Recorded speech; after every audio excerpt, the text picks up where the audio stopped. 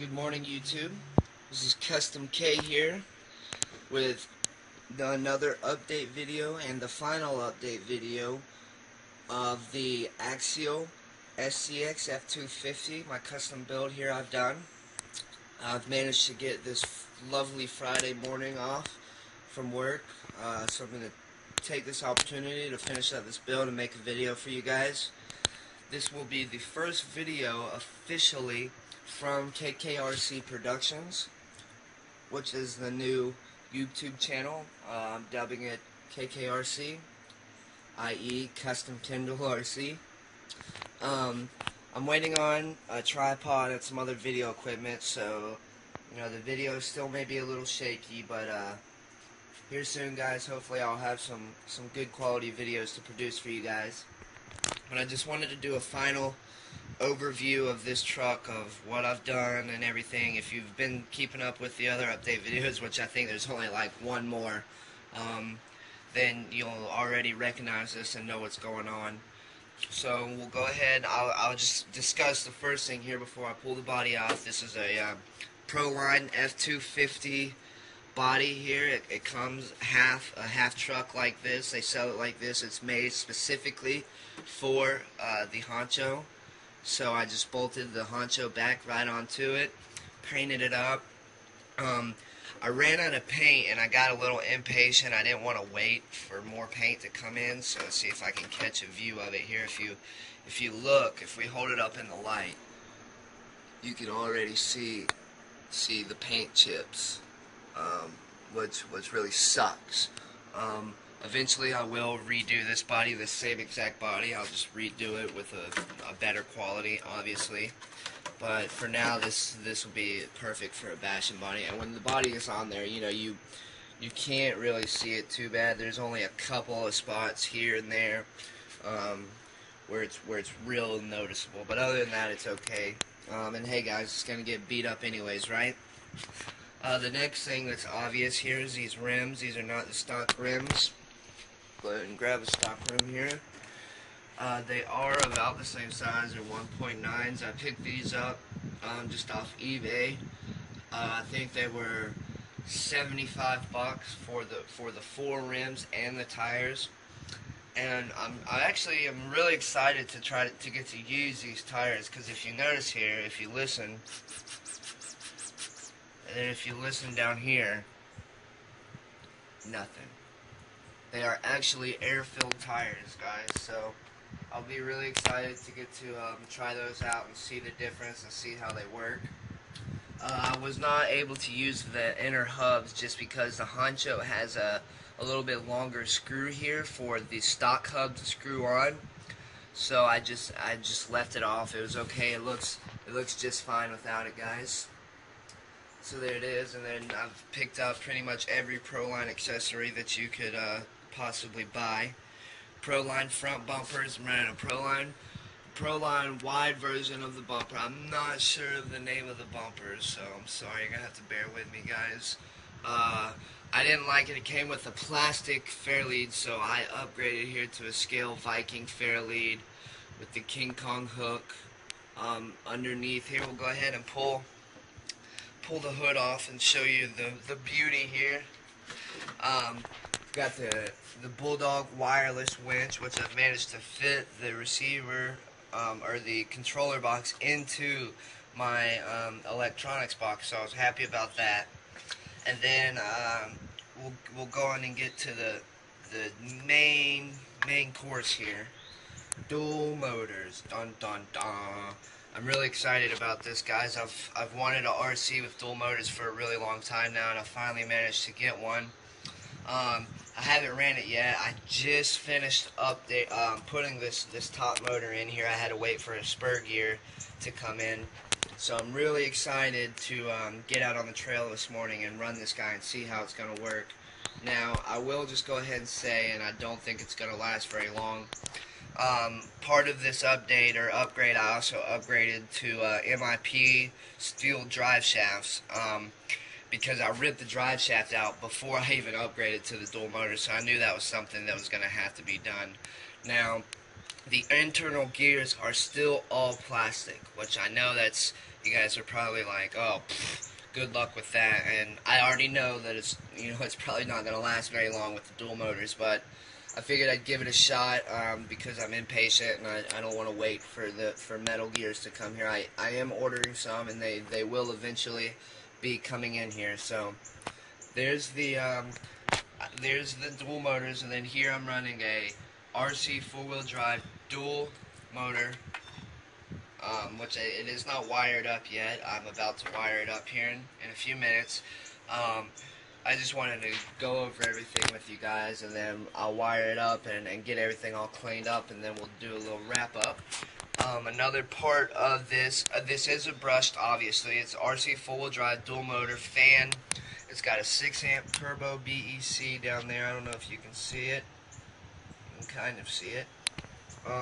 Still running the stock servo, which I was slowly working on my Axial Wraith up here, and it's just the motor I ordered. I ordered a RC four-wheel drive brushless motor, Outcry, and the drag brake isn't working. It's causing me a huge headache. So it's in shambles right now. So I may end up taking. I've got a titanium gear Savic servo up there, high speed, high torque. I may end up taking that off and putting it on here. Just the whole reason why I haven't yet is because I also am still running the plastic steering links, and there's no way that those are going to hold up. If you look here, look at that bending just as of now. So that'll probably be the next upgrade, as well as the links. These links are extremely weak. So those are some things to come soon. I also upgraded here to the King Piggyback shocks just for a scale look. I do like the shocks. They're very nice. They're definitely better than the stock shocks. I think I may need to do some tweaking to them and change the oil weight in there to maybe stiffen them up a little bit, especially with the added weight of the motors and all that. Obviously, with the ESC having the fan and the huge heat sink on it, I did have to move the ESC from in between the electronics box to on this plate here. I picked up that plate just off eBay. It's just an ESC plate, nothing too special. I think it was probably $10 or something like that, and I wanted to move the ESC over here anyways, so the fan, so for one, it would sit a little higher, and so the fan could get good air circulation. In the process of doing these upgrades, I managed to screw up my lights. This one looks like it's stripped and not holding on too good, and I broke the LED on this one, so I'm going to have to get a whole new light kit, which is a little discouraging, but no big deal, right guys? And as of right now, that's pretty much as far as I've gotten. The biggest thing I wanted to do was upgrade the electronics and the dual motors, and just add a real nice scale look to this truck. Eventually, this truck will be the truck that pulls around all my other rigs as soon as I get a custom trailer in. I'm working on that if I want to try to build one myself, or if I want to order one from Rude Boys, or there's a couple other people I've looked at that have some good custom-made trailers. So I'm not sure what route I'm going to go with that yet, but for the meantime, I had to get the dual motors and get everything set up to pull the trailer first. And like I said, the main thing that's got to happen next is those steel gears. I'm really pretty confident that those plastic stock gears are not going to hold up for very long. Another thing I wanted to show you guys, just in case you don't already know, which I'm sure you do here, is when you're setting up new motors or a spur gear or anything like that, it's very important to check your gear mesh. You want to make sure that it's not too tight. So I'll just show you an easy way to do that. Most RC addicts already know, but if you're new to the hobby and you're curious, and you're burning up motors, this is the easiest way to test it, and I haven't done it yet, so I'll go ahead and do it on film for you guys. I just got a regular piece of paper here, and what you want to do is you want to run it through the gear, and if it goes through smoothly with no tears in the paper, no, it doesn't catch, it doesn't grab, things like that, then you've got a good spacing between your gear mesh. So we'll run it through here. We'll look at it. That there is a perfect setup. No tears whatsoever in the mesh. is perfectly spaced. So I've already done the lower gear, so there's no need in doing it. We'll just go ahead and throw that over there. You can see I've done it multiple times. So yeah, guys, that's the build so far. I'm really happy the way it's turned out. I'm going to go ahead and wire these up and clean it up and get it real nice and sleek looking, you know, to get this body on there, and then we'll go hit the trails. Hello again, guys.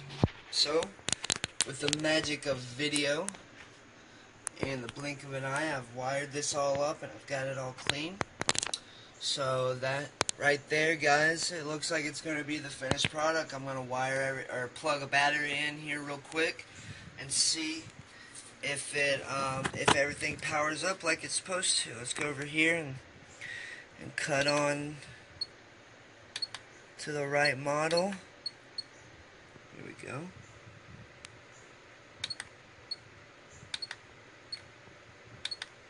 Okay, so we're on the SCX model here. If you excuse me, I'm gonna have to find a battery. Oh goodness, guys, I'm sorry for the shakiness. I'll be so happy when I get a tripod.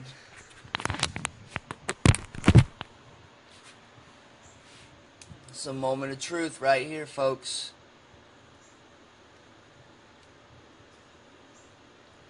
Alright, the fan kicked on, that's a good sign. See the fan running and the lights running in the back. I broke the front lights, so they're not running. So we will cut the switch on that I wired up over here. There it goes, guys. We've got steering and we've got power. Let's get this up a little bit.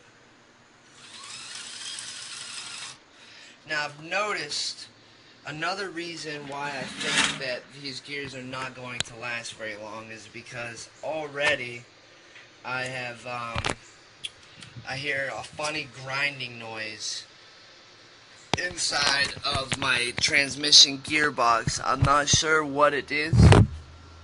It just sounds like maybe some dirt or something is in there. Like I said, I don't know, but that's why I believe that the gears are going to be going out pretty soon, like I said. So the only concerns I have with all this setup here is this battery cable. You know, I wish I could secure it down somehow to something, maybe to this if it would be possible, just because from jerking the battery in and out, you know, I don't want to rip this cable out of the ESC. I feel like that's probably going to be one of my biggest concerns.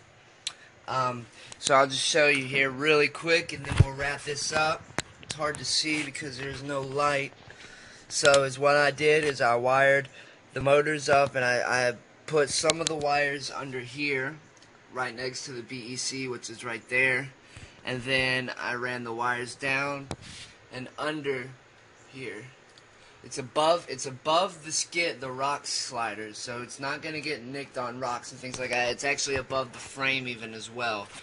So I'm not worried about it getting nicked on rocks. I've got it tied up real nice and tight and clean, and then over here as well. And then it runs up into the motor. And then I tied my battery cable, or my on and off switch right. Jeez, it's so dark here, guys. I'm sorry. That's what I'm talking about when I'm going to get some lighting and things coming in soon. But I've got the switch here that I zip tied on.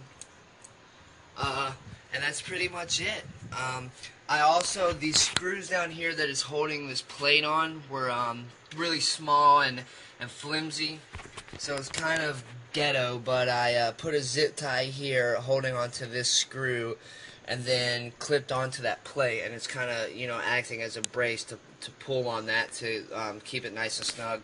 So now, you know, everything's wrapped up, all nice and sound, and I think we can finally put the hood on this guy and say that call this one complete.